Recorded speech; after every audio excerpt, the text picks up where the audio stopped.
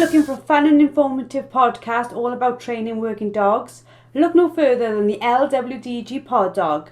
This weekly show is hosted by me, Joanne Perrott, founder of the Ladies Working Dog Group, and I chat to experienced trainers and experts in the field who will give you helpful tips and advice. Whether you're just getting started or you've been working dogs for years, this podcast will have something for you. So pull up a chair, pour yourself a cup of coffee and tune in to LWDG Pod Dog, and let us help you build a better bond with your best friend. Hello and welcome to another episode of LWDG Pod Dog. This week I'm joined by the amazing celebrity trainer and featured expert Rob Alleyne and the wonderful LWDG group expert Claire Denya. We're going to be talking all about using food in training with working dogs. So I'm going to start off by saying hello to you both. How are you today, Rob? Hi, Joe. I've never felt better, thank you. And Claire, how are you? I am very good, Joe. Thank you. So the concept for this podcast came off the back of our guest Q&A last week when we started talking with our society members about how you should use or not use food when training working dogs. So if we start right at the beginning, where should food be used in training, Rob? This is such an interesting topic, Joe, and I think it's one that really we should spend a lot more time talking about. I think we just take it too much for granted. You get your puppies, shovel food in. And I think that if you look at puppies right when you first get them, they're much more into verbal and physical praise and contact than they are food. But we're led to believe right from when you get your puppy, you've got to shovel food into it for everything. The littlest things, offer it food. If you want it to sit, offer it food. If you want it to come, offer it food. And so we get really into this, just constantly offering the dog food. And I think what it creates is a dog who, by the time it's maybe 5 months old, is less interested in you and more interested in food. And then we want to try and phase the food out, but we've created our own monster. We've made this dog so dependent on food that as soon as you try and stop using food, the dog doesn't want it. So, and this is something that I'm still kicking around very much in my head, and hopefully what we as trainers keep doing is evolving what we do. So certainly a generation ago, I used a lot more food than I'm going to use now with my next dog. So for me, I'm only going to use food if I think that the dog is so unlikely to pay attention for verbal and physical praise that I need it. But my goal will always be to phase it out as quickly as possible and not become too reliant on it. What do you think, Claire? Yeah, it's a really interesting thing, and a bit like you just said, Rob, I have to say my views on using food have changed a lot over the last few years. When I think back to when I did more obedience type classes with Indy before I got more into gun dog work, the class I went to, it was food all the time. And now I see there are so many other better ways, or not necessarily better, but more fulfilling ways to reward a dog and to work with the dogs than just using food. So for me, I sometimes feel that with some young dogs, especially if we're training them out on the field where it's distracting, food can help initially to get the dog's attention.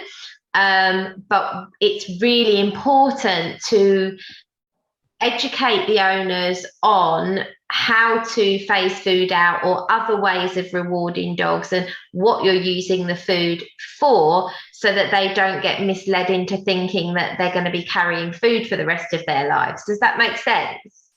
Yeah, absolutely. I think one of the things we all see when we first come to training just a pet dog now, let's not even get to the pet gun dog or the multi-purpose dog, but we all think straight away, let's use food. We start reading books and they talk about luring and shaping and all these things, and they are very much food orientated, which makes quite a lot of the information we see out there solely based on us having pockets full of nice things for our dogs to eat. So is it important we start off with food? Firstly, obviously, it's going to depend on the dog and how motivated the dog is by the owner, and also how interesting the owner is. You know, I've had some people come to my classes who are, dull as dishwater, and you just think there's more chance of me winning albino of the year than there is of that dog being interested in that person. I entered last year. I didn't win. I think I was too tall. But you just think, okay, well, maybe with this person, I'm going to have to use food just to bridge that gap. But again, I'll be looking to phase it out as soon as possible and be working on them being more entertaining. But I suppose if you've got a dog who just isn't interested in the owner, then you're going to have to start with food. But again, I would want to use the lowest value food that I think would get that dog's attention, and maybe save higher value food for those much more stimulating times. But again, what we tend to do is we start the training with the really, really, really, really exciting food. And so then it's very hard to make the food any more exciting if you want the dog to work harder. So I'm going to try not to use it when I start, whenever I can, and only fall back on it at the start if I need it. Claire? Yeah, it's interesting because something you just said triggered a little memory in my head. And John and I, as you know, don't run any classes indoors anymore. And we used to run quite a lot of classes indoors as well as our outdoor classes. And now everything is outside.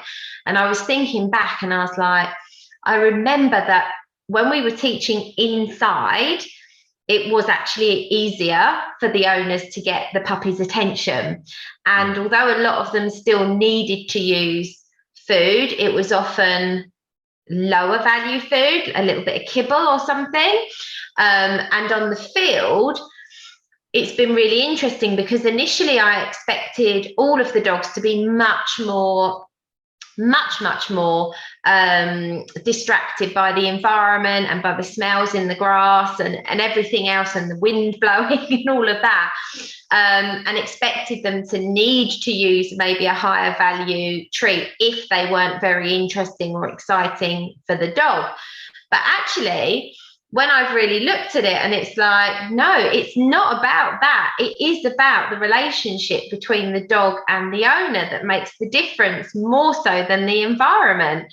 And, we have some owners that are barely using any food at all because they are able to connect with the puppy or the dog during training, and other owners that are very reliant on the food.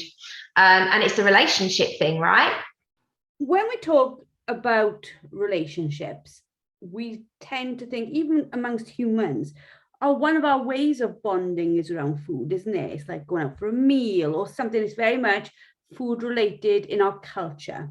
Has that then gone over to the dog? Are we using food and seeing it in like a human way of thinking, I'm building a bond with you because I just gave you a Dentastix? Well, I think it's like, if you look at any social animal who lives in a social group, or even an animal who rears its own young but doesn't live in a social group, they never have problems with recall. You don't see a lion taking her cubs out and they all just run off into the sunset and she's trying to bribe them back with bits of wildebeest and that's not working, so she gets the zebra out. They just come when they're called. And I think there shouldn't be a reason why it should be any different for us. And I think the difference between the bonding that we do around food as a family and what we do with a dog is you say to your family, yeah, dinner at 7.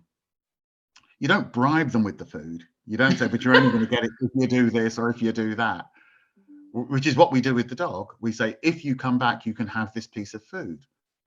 And we hope that the dog will go, okay, well, yeah, I think I want that piece of food more than I want that distraction over there. I'll come back. So I think with food, with humans, what we do is we kind of sit around all eating and we chat and we catch up, but it's not really the food that's strengthening that bond. It's the catching up that we do around the food. Whereas with the dog, we're just putting food into it. And the dog says, okay, well, as long as you keep putting food into me, I'll consider doing what it is you're asking. I think also it's looking at how differently food is used as well now. Like you've got these trends of scatter feeding. Well, yeah, that's not building bonds between the owner and the dog, is it? It's teaching the dog to search on the floor for food. Food is being used in ways that there is no way that can be beneficial toward building a bond or relationship with the owner. I just don't see how that's possible using those techniques, in my honest opinion, because if you're using food to reward the dog, then the reward should be coming from you, not the floor. I absolutely agree on this one, because I've got to be honest, if Mr. P says to me, Joe, come downstairs, I've got a bag of M&Ms, I'm pretty fast downstairs. If he scattered the M&Ms across the floor randomly, I don't think I'd have the same feeling about them.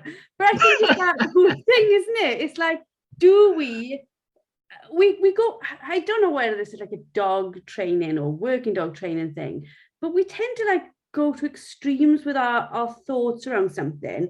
You know, like you said, it's gone from maybe just having a few pieces of kibble in our pocket and every now and then giving them one as when they've done something really good, to like literally carrying the entire contents of Safeway's fresh aisle with you wherever you go. When, you know, has it always been like this, Rob, or is this like a new thing? Where is it coming from? Well, but interestingly, in the scenario you just gave with Mr. P and the M&Ms, if you came in and he said, look, I bought you this bag of M&Ms, you might think, oh, that was really nice of you. But in the long term, it's not going to change your relationship with him. He's just the supplier of the M&Ms. And eventually, when he doesn't bring the M&Ms home, you're going to go, well, where the hell are the M&Ms? And he'll say, well, I thought we were past that now. I thought you just loved me for me. And you say, and I do, darling, but I love you for you more when you give me the M&Ms. So you might want to pop off to the shop. And that's the thing. I think the same thing kind of happens with the dog. We assume if we just keep putting food in him, he'll love us. I deal as a behavioral trainer so many times. I just did last week with somebody who has a dog who's nervous of people, and she'd been getting this guy to feed it all afternoon, and the dog had been taking all the food from him. And then the moment he put his hand out, the dog bit him, and she was really shocked. And I said, well, why did you think him just giving the dog treats would make him more appealing to the dog? He was just a Pez machine dispensing food. Didn't change the way the dog saw him. And I think we're sometimes led to believe that if you just keep giving a dog food, at some point its relationship with you is going to change. And I think if we depend on food to create that better relationship with the dog, rather than just creating a training exercise, that's where I think a lot of people come unstuck. Yeah, I agree with that. Absolutely 100%. And I think, you know, we are going to talk in this podcast about this kind of thing, but Rob and I have spoken so many times about this. There are certain times in training that using food to help build a good solid reward history in something that maybe isn't very naturally rewarding for the dog, like heel work, food can be very useful for that.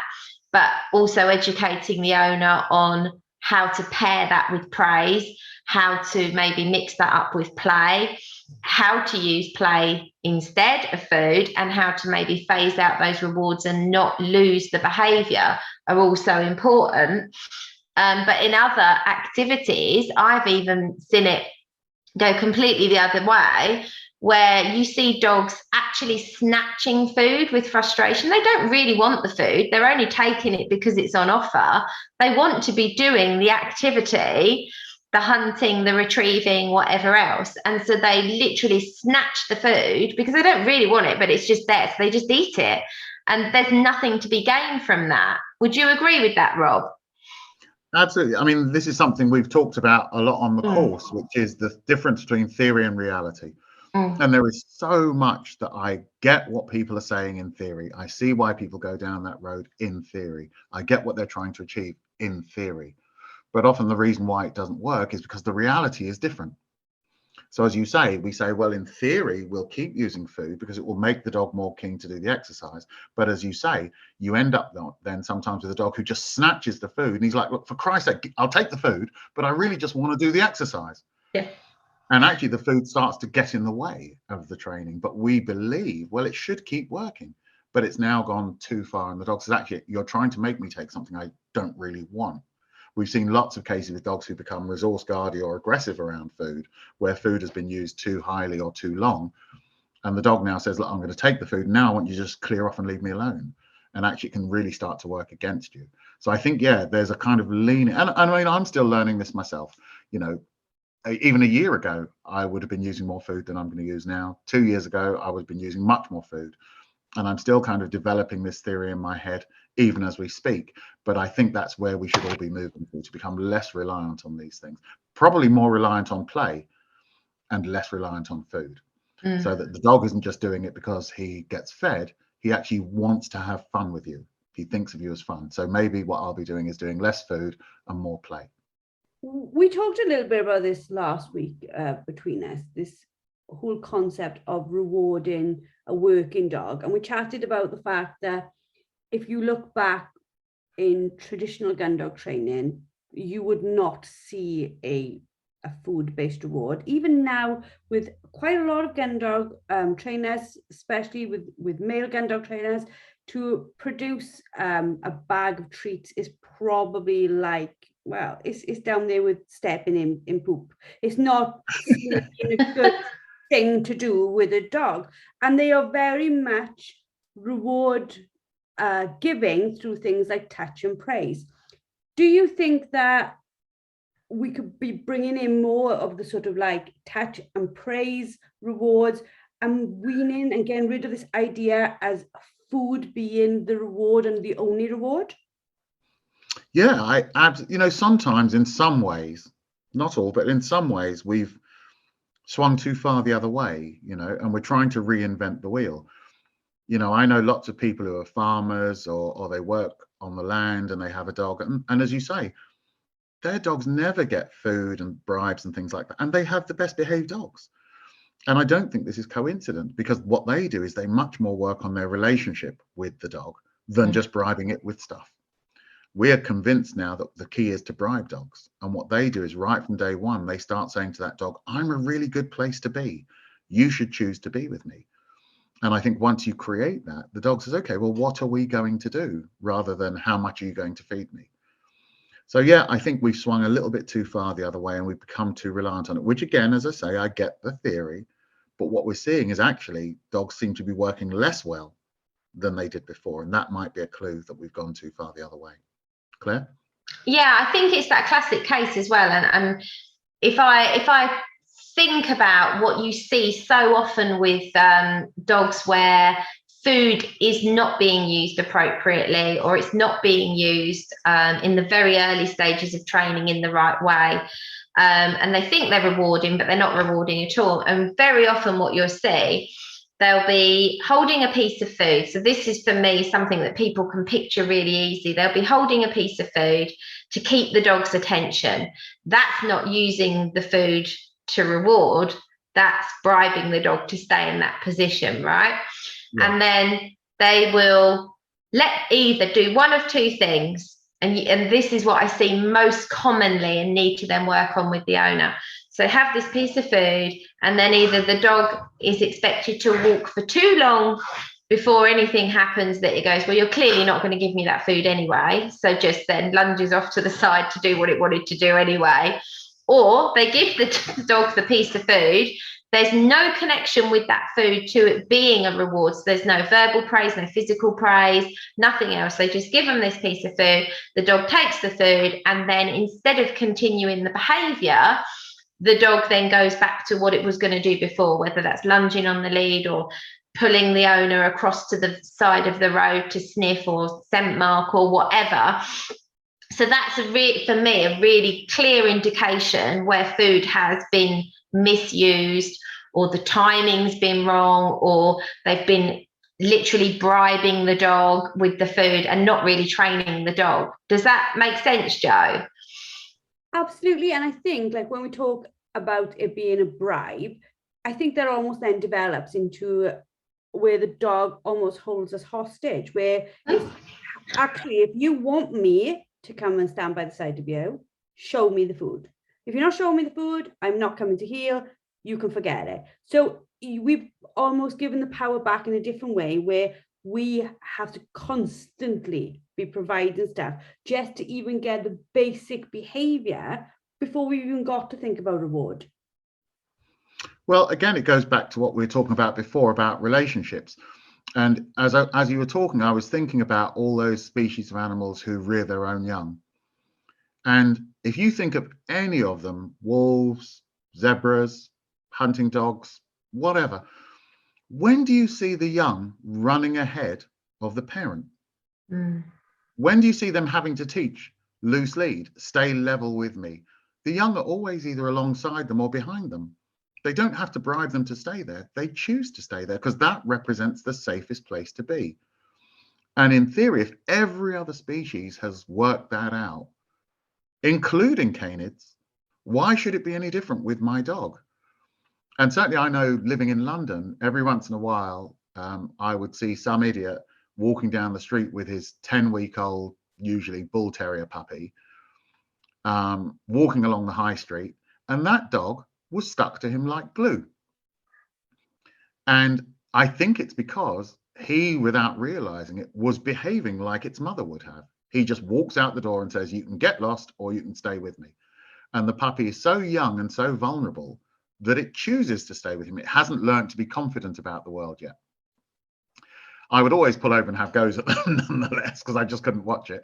But when I think back, well, why was that puppy choosing to stay with him? And then I ran my dog training class the following night, and there's everybody walking around going, heel, heel, heel, good boy, close, close, close, and shoveling food in, and the dogs are running away and jumping all over. Why was that happening? Why weren't they behaving like his? And I think it's because what he was doing was working harder on his relationship with the dog than he was on trying to convince the dog to follow food. And I think that's what those animals who rear their young are doing. They're saying, I'm off, you better stick with me. And the babies do. But I think we condition our puppies to want to be everywhere else. You know, we're encouraged to socialize our puppy as much as possible, so we get as many people right from the day we get it to be stroking it and basically convincing it should go to other people. We encourage it to socialize with other dogs, so we start training it to want to run off to other dogs. And then we're surprised by the time it's 6 months old, we're the least interesting thing in the park. We're just the cab driver to the dog. We're just the one who gets it to the park. But often with those guys, you see them actively discouraging, but yeah, can you not touch my dog, please? Mm. And again, those dogs don't learn those lessons that we're encouraged to teach our dogs.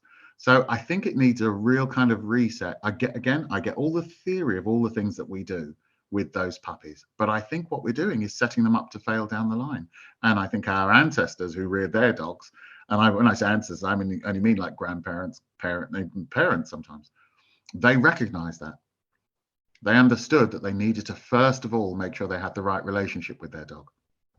Yeah, 100%. And also you just gave that example of things you've seen, but also if you think about, let's say, street dogs, you know, you see homeless people on the street with their dogs, and they're not bribing those dogs to stay with them on the street, are they? They just stay with them. They don't go anywhere. And there's so many examples like that. And I think it just genuinely comes down to the relationship and having that relationship right. And from day one. But I think, you know, I think dog training has become so complicated and so owners so misguided that common sense has left the building in a lot of circumstances. I think as well, though, like if we talk about like what happened with our ancestors, where did the relationships between humans and dogs even start?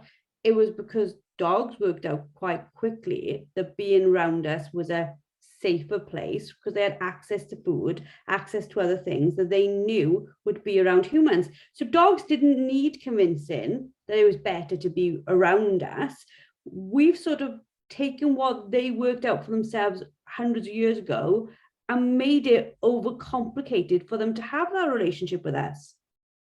Absolutely. That's exactly what's happened. We've just made it too complicated. It's funny, I was thinking about this earlier, about that very thing, about how sometimes, so I shared a video on my Facebook page today, I don't know if either of you have seen it, of a puppy, it's a German Shepherd puppy, pulling on the adult German Shepherd's tail, and I mean really playing tug with it. And after a few seconds of this, the adult Shepherd turns and he looks at the puppy in a way that I was already thinking, okay, he's clearly saying this is not going to end well for you if you don't stop. But the puppy, of course, hadn't got that, so it just carried on tugging.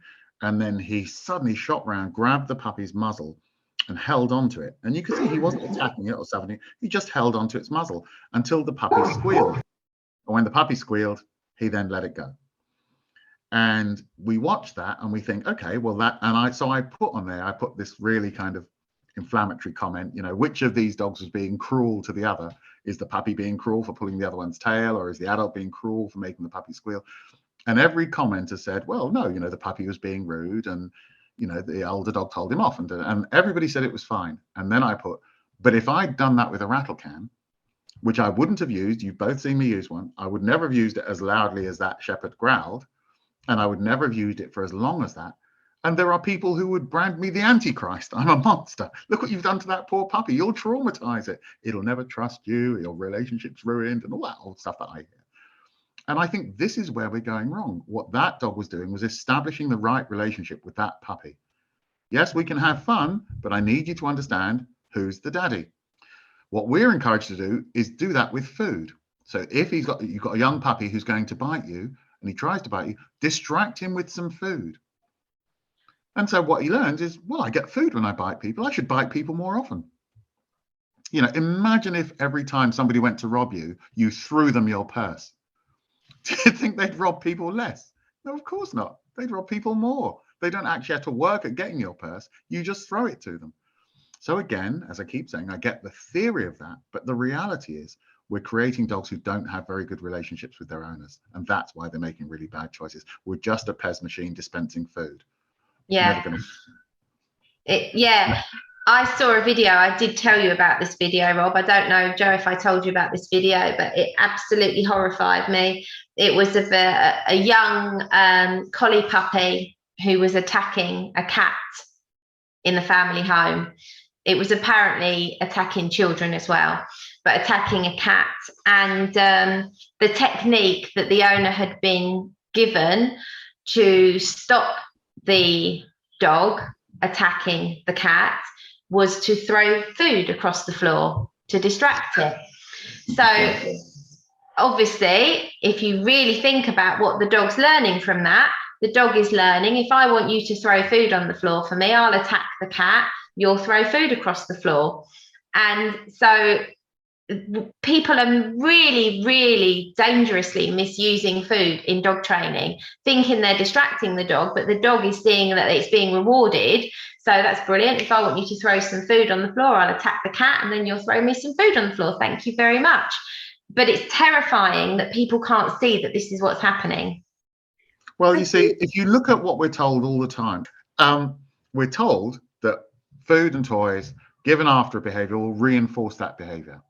Positive reinforcement, that's the basic principle of positive reinforcement. If you want to reinforce it, as soon as it happens, reward it with food or toys. That will reinforce that behavior. And yet we're told if your dog is biting you, offer it food. And somehow in that bit of science, the reverse is supposedly the case, that will stop the dog from biting. No, of course it won't. The principle of positive reinforcement is that will make the dog bite more because now he bites to get food. I don't know why we're making it more complicated than that. I think what's missing in our understanding, though, is all the sort of, I get told all the time, there's a science paper for this, there's a science paper for that. And I appreciate there probably is many, many science papers. I went to university and I did psychology and I understand the concepts of it, but they're in controlled environments, testing for a specific thing in a specific way. So the outcomes of those, or most of those, are, as you say, Rob, as you say, Claire, they're not useful in general public life. And what is also then being missed is the concept that, like Claire just said about the dog biting, the positive reinforcement also becomes the habit. So it's another element of our understanding of psychology of humans or dogs that doesn't connect for us. And we end up with this like piece of the puzzle. We work on that all the time, not realizing there's all these other bits of puzzle you need to understand as well. Well, again, going back to what we were talking about before about reinventing the wheel. Now, and don't get me wrong, please don't misunderstand me. I'm not saying anybody should go out and do this. But I remember back when I was a boy, and we had a dog, and right from when he was a puppy, my dad had an assortment of rolled up newspapers all over the house. And we got the puppy at 8 weeks. By 9 weeks, that puppy didn't bite anymore because every time he bit somebody, somebody clouted him, which was kind of what was happening in that video I was describing with the German Shepherd and the German Shepherd puppy. He kind of clouted the puppy. The puppy was pulling his tail and he went, you need to pack that in. And the puppy went, okay, I get it. And a generation ago, that's what people did. Puppies bit, you clouted them. And of course they clouted them because they clouted their own children. There was no way they were going to clout the kids and not clout the dog. Don't get me wrong, they shouldn't have been clouting either. My son is 24 years old, never laid a hand on him. But it was very simple. The dog learned it was very simple. If I do bad stuff happens. If I do good stuff happens. Now we've been led to make it too complicated. So in the scenario Claire was doing, or just described, what actually happens is the dog does bad stuff, he gets good stuff. How is he going to work that out?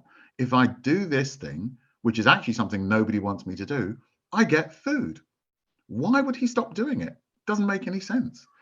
So once again, I get the theory of that, but the reality is the average age now of a dog going into rescue is 8 months. They're not even adult. They're already in rescue. And the number one reason for dogs to go into rescue is because of what the owner deemed to be serious behavioural issues. They're 8 months old. They've already got such bad behaviour that the owner gets rid of them. And we can say it's because of lockdown, it's because of, no, it was happening decades before that. This is not new. People might use lockdown as an excuse to get rid of the dog, but nobody gets rid of their dog because they've gone back to work, like they didn't know that was going to happen. They got rid of the dog because they couldn't bear the dog anymore. And so again, I think I see the theory of this, but the reality is every day now I'm dealing with, I know Claire is dealing with biting dogs, biting adolescents, biting pubescents, biting adults. They're biting people all the time because they have no self-control, and fixing them with food is not going to fix it. I have nothing to add to that. What can I possibly add to that? Like, it's just literally, yes, you know, and Rob's right. I am seeing such an increase at the moment of behaviour cases, with namely the top ones are biting and resource guarding. It's off the scale. And actually, in some of the cases, they are quite serious, but they're not difficult to fix, even though they're serious, because there's so much miscommunication gone on between the dog and the owner. Yeah. But they are the two main things I'm seeing increases, is biting and resource guarding. I saw this the other day. We spend too much time on social media, I'm sure, but it's life now, isn't it? But I was watching a video of a lady with a cushion who was trying to teach her dog to give consent to be brushed, and each time the dog put his head on the cushion, she gave it a piece of kibble. So it didn't take a dog long to work out that if he put his head on the cushion, he would get a piece of kibble. And then she introduced this brush at an alarmingly slow rate. I think it took her 2 days to get the brush on the cushion, and then she could brush the dog, and apparently the dog was giving consent to be brushed. And I thought, no, the dog's worked out. If he puts his head on the cushion, now I'm brush him, and he loves both, so he's not giving consent for crap. And I got quite angry about it, because I thought, if I'm new and I've got a brand new puppy and I've never had any dogs in my life, and I'm sitting watching you now, you are my source of information, and I'm thinking it's now going to take me 3 years to brush my dog, but also that I have to go through all that, where every pup I've ever met, you pick up the pup, you pick up a brush, and pretty much straight away they really enjoy it. They wriggle to get back down because they're babies, but the more you do it, the more they like it. It doesn't seem to be something that needed this consent or this reward or all this faff that we seem to be putting around things. We're just making it too complicated. We're just, as you say, a generation ago, you got your puppy and you were encouraged to start brushing it from the day you brought it home, so that it would grow up understanding what the brush was, understanding it didn't have a choice, and then learning to like it. Now, as you say, you've got dogs who are still 2 or 3 years old, and the owner is still brandishing the cushion, waiting for consent. The dog's now just a walking mat because it's actually decided, no, I don't want the treats, and I don't want you to brush me either. And now if anyone takes a brush near the dog's aggressive. And so they end up calling Claire or I and saying, can you come and help us? Because now if I even go to the drawer where the brush is, the dog's growling at me. And a generation ago, we didn't have those problems. The dog just grew up understanding it had to have its hair brushed, and that was that. So I just think, again, as I keep saying, I get the theory of that, but when we look at the reality, it clearly isn't working. We can see this. And I know Claire is, because we've discussed this before, we have so many clients now who contact us because they know that we're okay with saying to the dog, no, you have to stop doing that. They've tried positive reinforcement only. They've watched all the videos on YouTube and Facebook, and now they've got a dog that they can't get anywhere near. And so they contact us because we've said it's okay to tell your dog sometimes that it has to stop it. It doesn't mean we're not positive reinforcement trainers. I use positive reinforcement with every dog I train. I'll use food, I'll use toys, I'll use whatever works for that dog. But it does mean that at some point I'm going to say to the dog, but this isn't a request. You don't have a choice. And then the dog says, okay, I get it. And that way, if he doesn't want the food, he does it anyway. So he said, I'm not particularly hungry, but I understand I have to go and do that thing. I don't want to make it any more complicated than that. Yeah, absolutely. And Rob's absolutely right. And Joe, you touched on consent being this thing now, and that's a whole nother topic that maybe we'll have to do another podcast on, because that's a huge topic. And as Rob says, in theory, there are elements of that, but actually the reality is, if your dog gets injured, you have not got time to ask for consent to do something to help that dog in an emergency situation.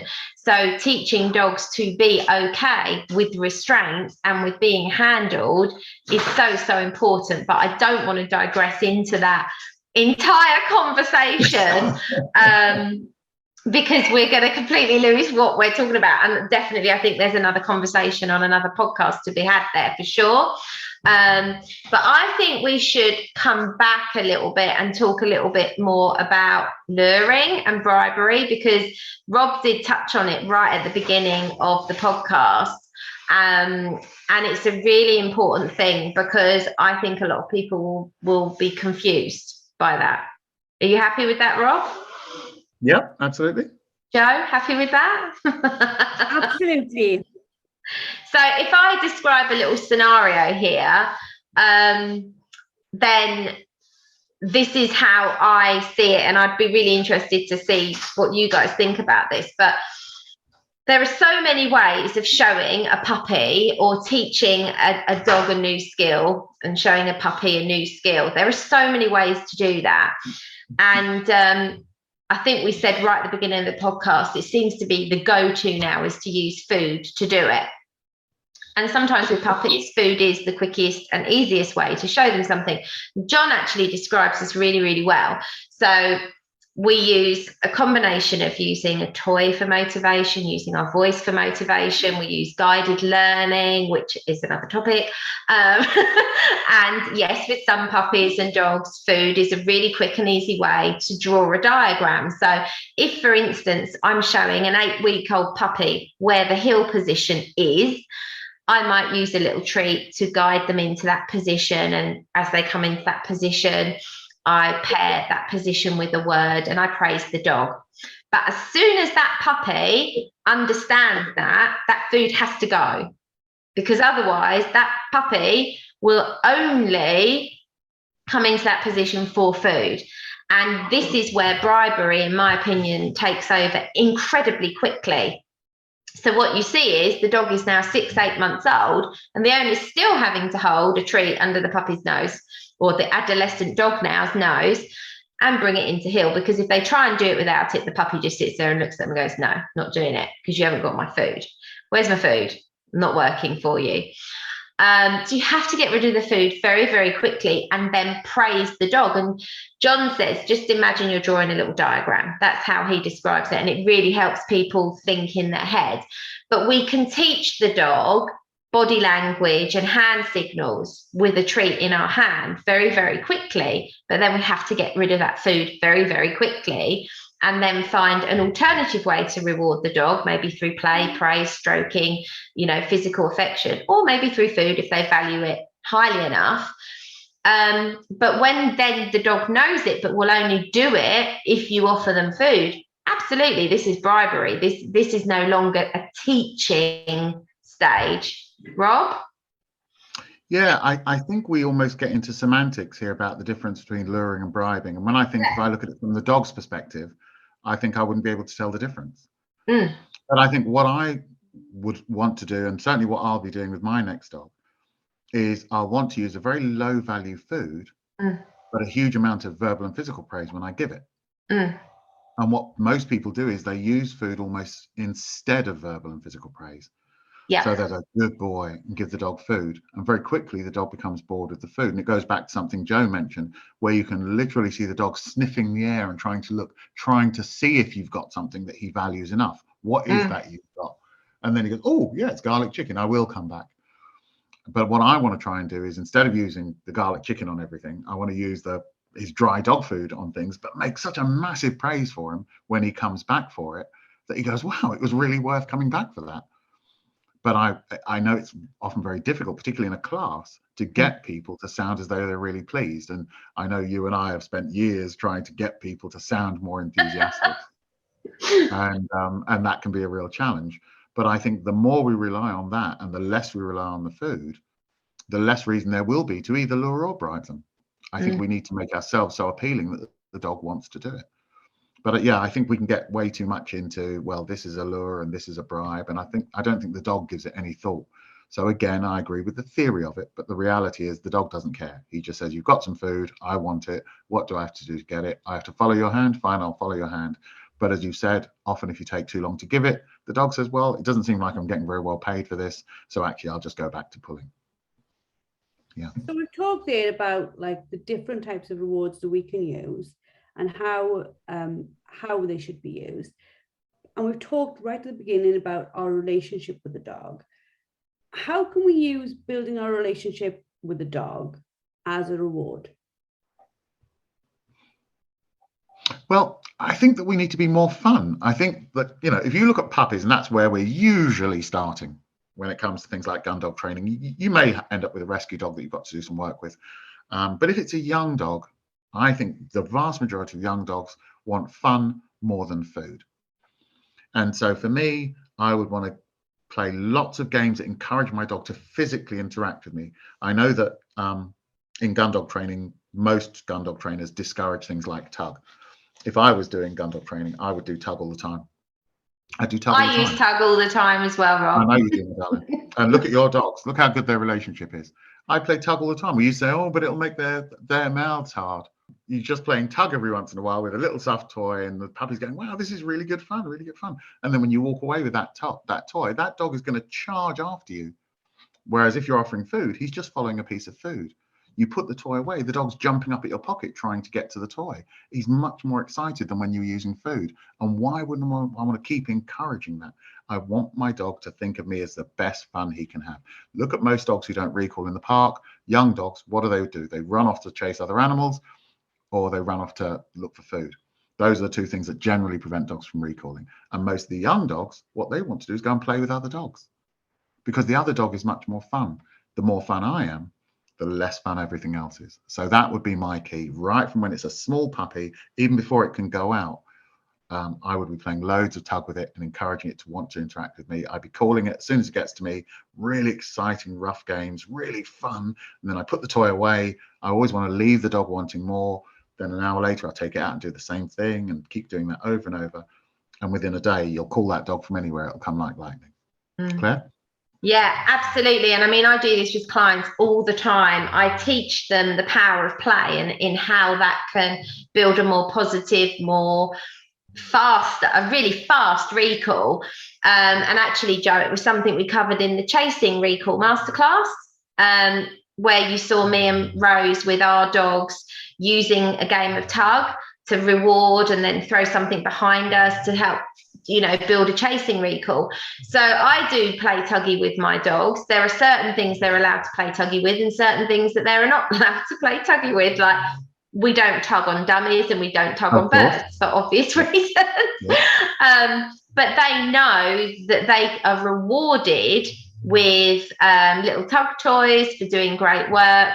And I think this is why I put out so many videos of me training my dogs, because my dogs actually look happy to be working with me, and they're quite bouncy about everything. They're really enjoying it. And I want my dogs to enjoy working with me and hanging out with me.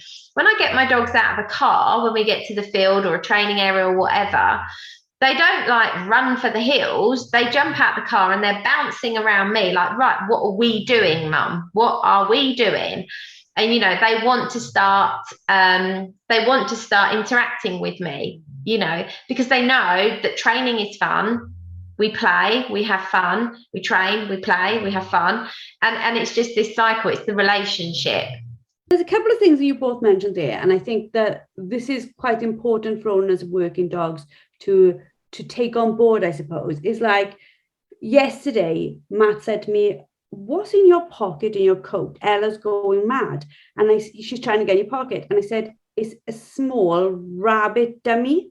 Now, there's like treat jars, there's food on the floor. She wanted that more than anything. And I knew what she'd do. She would have got it out. She would have brought it to us. She would have had a little game with it. But I think as working dog owners, we forget that the work they do is rewarding in itself, isn't it? Yep. 100%. But that's a very interesting point, Joe, and it goes back to something that you've both said. So you earlier were touching on the relationship that our forebears had with their dogs and how the dogs just did the job. They didn't need to shovel them with food and treats and things. The dog did the job. And Claire, you were just talking about how you create lots of fun with your dog. And I think this is the difference between our forebears and Claire Denyer of today, is that our forebears, the dog did the job. I don't think he was necessarily that excited or happy about his owner, but his owner represented the opportunity to do the job. So those dogs wanted to go out and work. That was where the fun was. What happens with Claire is when she takes her dogs out, her dogs get the best of both worlds. Because even when she's not working them, because of their relationship with her, they want to be with her anyway, whether they're working or not. They're just as happy to just be with her as they are to work with her. So it's a much stronger, better relationship, I believe, than our forebears. Our forebears just said, I'm the boss, you will do as you're told. And the dog did, but it didn't necessarily, it's like I always say, if you look at most kids preferred their mother, but they were more obedient to their father. Because the father represented, the punisher. So he got obedience. The mother, who was much more likely to acquiesce to the children, who was much more likely to spoil and give them, they didn't appreciate, they just took advantage of her. So she felt frustrated because why is it I do everything for you and yet you're much better behaved for him? Well, it's because he was kind of the enforcer. And I think that's what most often happened in the old days, is you were the enforcer. The dog did it, and then it learned to do the job, and then it learned to love going with you to do the job, but it didn't necessarily love you as much as it could. Now what we see with people who do that kind of middle of the road training, who really encourage the dogs to do it well, but also create some boundaries that says to the dog it has to do it, I think that creates the best relationship of all. And that's what I think Claire was just talking about, and that's what the difference is. I have to mention this because we haven't, and I can't remember where I saw it, and I'm sure it was Facebook, and Rob, you might have shared it, I can't remember. There was a dog in a show ring and the owner was carrying a chicken, an actual whole chicken. Yeah, that was me. It was you. Joe, that wasn't me with the chicken. This? It was me who shared it, not me with the chicken. Oh, so, and I think, that shows the level to which this particular handler has had to go to keep its dog's attention. He was actually running around the show ring with an entire chicken. A real one, Joe, a real chicken. So our thoughts going forward then amongst us, we've seen this hashtag in our group because we discussed this briefly last week, but is this sort of like hashtag of like less food, more fun. Now I know at some point it's going to end up on a t-shirt. I don't know at which point, but I'll have one. Me too. More fun. I won't be putting that on as I go into the PT because he'll just fully agree. He'll be like, yes, do more gym work. But going forward now, people need to start to really look at alternatives to food and really think about, is what I'm doing trying to be done to build a relationship, or am I doing this to reward? Because those two things are different. Absolutely. I was just talking to somebody about hand feeding. And again, I hear all this stuff all the time that I agree with in theory, but I think the reality is different. And somebody was told, lots of people are told, I've read whole books about it, that hand feeding your dog will strengthen your relationship with the dog. I've never hand fed a dog in my life. I'm never going to hand feed a dog in my life. It's like suggesting that when I give my dog his dinner, which I give him in a metal bowl on the floor every day, twice a day, that if I do that long enough, eventually he'll learn to love that bowl. The bowl is the thing that provides the food, and he wants to take it to bed with him. When we go to the park, he says, "Can we bring the bowl, Dad?" Because we develop such a strong relationship with the bowl, because the bowl is the one that provides the food. No, of course he doesn't. He doesn't give the bowl a second glance. And I think it's naive to think that if I keep hand feeding my dog, firstly, I think he's going to get frustrated. Why do I have to have the food one bit at a time? Can't I just have the whole handful of food?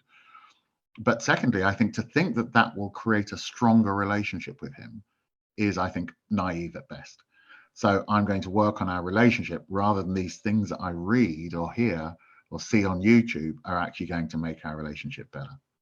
Rob, just to clarify, when you say hand feed, you're not talking about using treats to reward a dog. You're talking about giving the dog its food allowance. Yes. In training, aren't you? That's what you're specifically talking about. Because I hear this a lot. People say, I was advised to use my dog's food allowance to train it. But they're then using it, basically scatter feeding with it. You know, they're not using it to reward the dog even, but why not let the dog just enjoy its meal? It's crazy, right? Honestly, I wouldn't be happy if I had to go and find my food in various parts of the house or go and rummage for it. That wouldn't make me feel bad, nor would it strengthen my relationship with the person who did that. But this is this whole enrichment thing, though, isn't it? This is all, and again, that's another huge topic for another day. But it's that, isn't it? Don't start me off. But yes, it is enrichment. So I want to enrich my dog's life. So I'm going to get a piece of rubber, stick it to my wall, and cover it in peanut butter, as though that is somehow going to enrich him. No, it's just enriching my wall with peanut butter, which really, really helps. And scatter feeding, you know, my dog just rummaging around in the grass looking for food. How does this enrich his life? It's madness. It's like my dog doesn't use his sense of smell 24 hours a day anyway, but now he's rummaging around looking for food. Somehow that's going to enrich him. Again, I absolutely get the theory of it. In reality, no, I'm just teaching my dog to scavenge for food, which is not something I would want him to learn. It's an incredibly dangerous thing to teach them as well. We would never teach our children. In fact, if there's something on the floor and Meg goes near it, well, she doesn't do it now, she's 13. But if she was little and she had, you literally like, no, don't touch on the floor. Aki, whatever, you know, Aki is a Welsh word, I think, but, you know, disgusting, don't go near it. You know, you really overemphasize to children not to eat things off the floor. It's not nice. But then with our dogs, we seem quite happy to throw away whatever it is. But again, Joe, I think in fairness, it's people trying to do the right thing. And there are all these inverted commas experts out there who say that that is the right thing. And again, I can see a logic in it. If I wanted a dog who thought that scavenging food was a good thing, then I would do it. But I mean, a local park where I used to live in London, they had somebody who went into the dog exercise area, scattered cocktail sausages with razor blades in them in the dog exercise area. Now, all the people who taught their dogs to scavenge food will at that point regret it.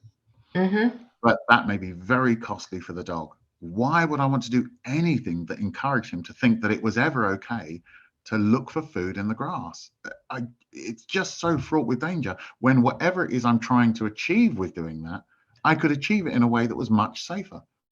So I just can't think of any reason why I would take that risk. And yep, I know whenever I put up posts about that, there'll always be people who say, well, I've done it with my dog and he never scavenges. And I'm really happy for you.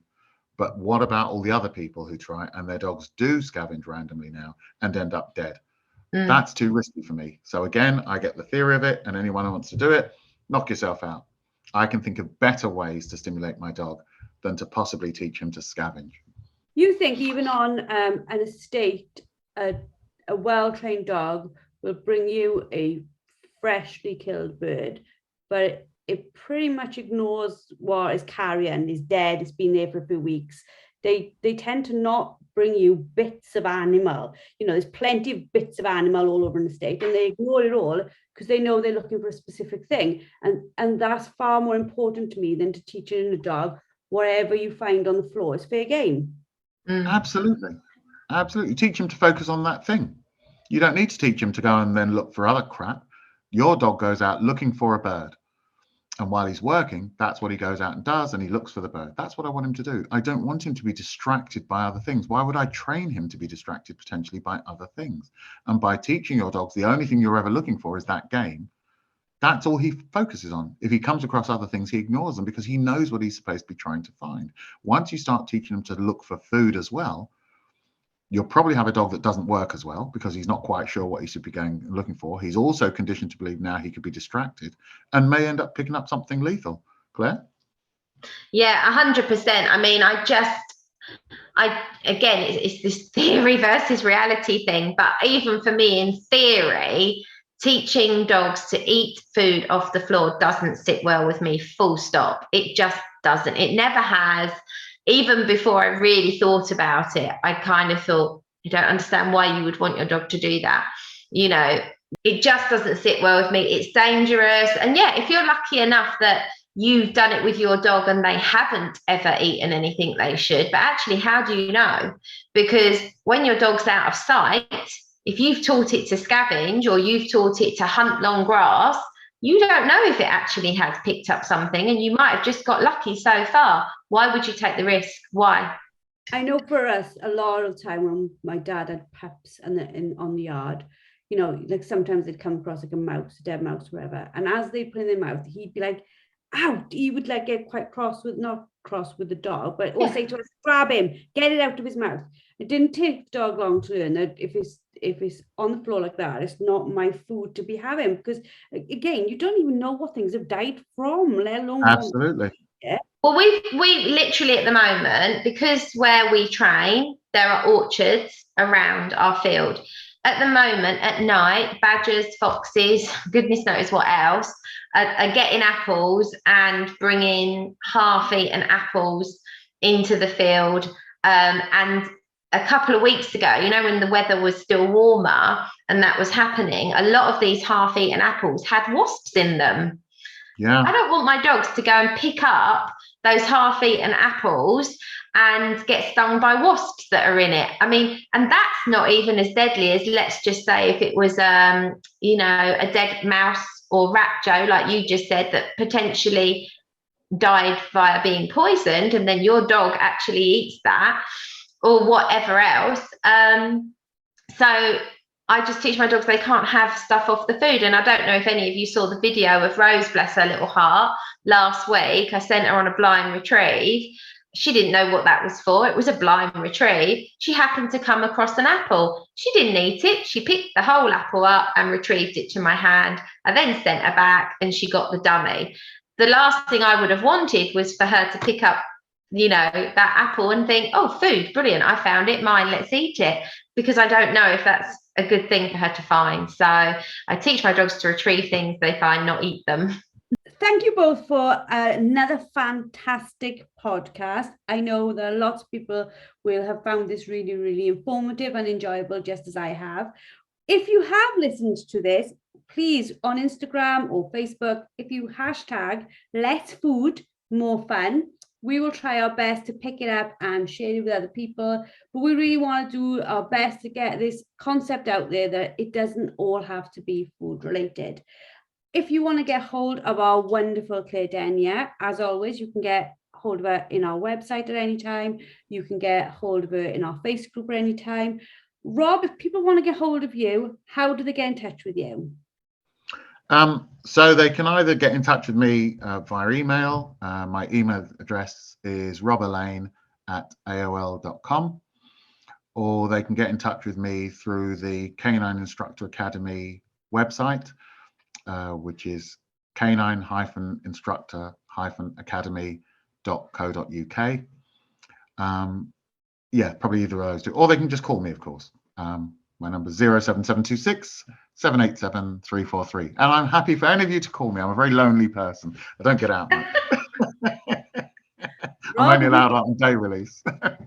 If you get a call now from India at 3 a.m. in the morning, it is my fault.